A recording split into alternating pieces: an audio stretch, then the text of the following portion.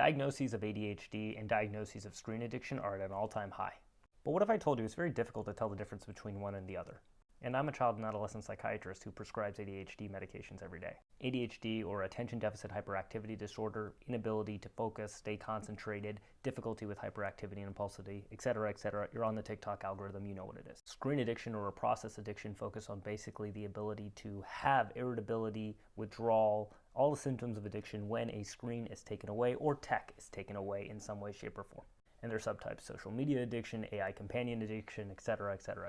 Seems like two separate entities, right? But what if I told you that the consequences of screen addiction lead to what symptoms of ADHD look like? I've had hundreds of patients who've claimed that they've had ADHD, but after getting a full psychiatric history and looking at their screen time, we've actually cut down their screen time or changed it to more long-form content, and their attention has gotten better. What we're basically finding is that kids and adults who watch short-form content, highly edited videos for prolonged amounts of times actually have now difficulty with complex attention and tasks because there's a $1 billion plus market for ADHD medications and advertising, which has skyrocketed in the past 5 to 7 years.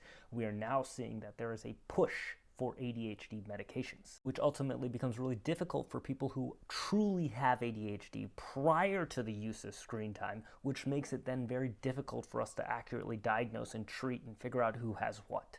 I don't mean to invalidate or gaslight or anything like this. What I'm just trying to highlight is that environment does play a role in our focus and attention.